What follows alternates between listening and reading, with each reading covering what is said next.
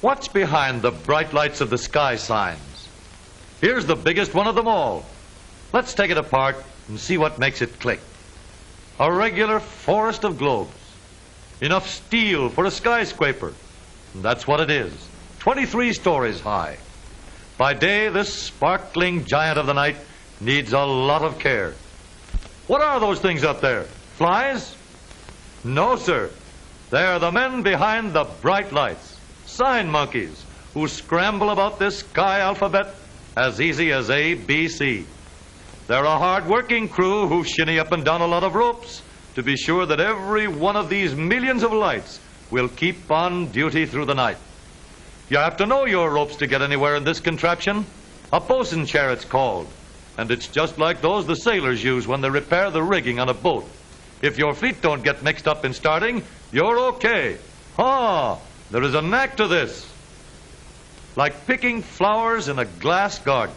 And the bigger the garden, the more men it takes to keep them all in bloom. Just a good day's work for new globetrotters. Such a business. But all those little lights must twinkle brightly in the night sky. This moving sign is called a motograph. There are more than 8,000 lights in this one, and with a life of only 6 to 8 months to a globe, rarely a day passes without 30 or 40 having to be replaced. No, his knees aren't shaking, that's the wind. Hardly any superstition among these fellows.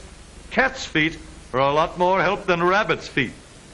Of course, in a 40 or 50 mile an hour gale, there's no 3 on a match. Well, after all, a fella can fall only once, they say. Once he gets going, there's nothing he can do about it. So why worry? But the sign monkeys are only a part of the crew it takes to keep the bright lights bright. An electrical engineer is always on the job. And what a break they give him. He rates an elevator. Going up? Call your floor. 15th, please, electrical goods and glassware. Look in this control room. 100 things to watch all at one time. This is the flasher. It controls the lights that move around the big circle. The flasher is simply a rotating drum. On the face of this drum are what are known as contact plates. Metal strips or brushes along the side are lined up opposite the contacts on the drum. Each contact and its brush controls a group of lights on the sign. Naturally, the more contacts and brushes there are, turning groups of lights on and off, the more combinations we'll have. The flasher control has 305 separate contacts, the largest one in the world. Here is the machine that controls the clock hands, and it has kept the clock in perfect time for over a year without a slip. This is the control for the moving motograph. You want to know how it works? Well, every light bulb connects by a wire to a small contact point or brush. The tip of the brush presses against a copper plate, and the return wire carries electricity through the plate, brush, and wire to light the lamp. A strip of paper inserted between the copper plate and the brush stops the flow of electricity, and the lights go out. But wherever a hole in the paper lets the brush touch the copper plate, electricity flows through again and lights the bulb. No matter how many light bulbs and brushes are connected, each of them operates the same.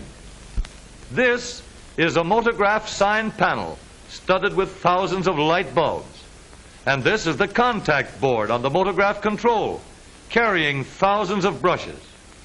Each light bulb on the sign panel connects to a brush on the contact board.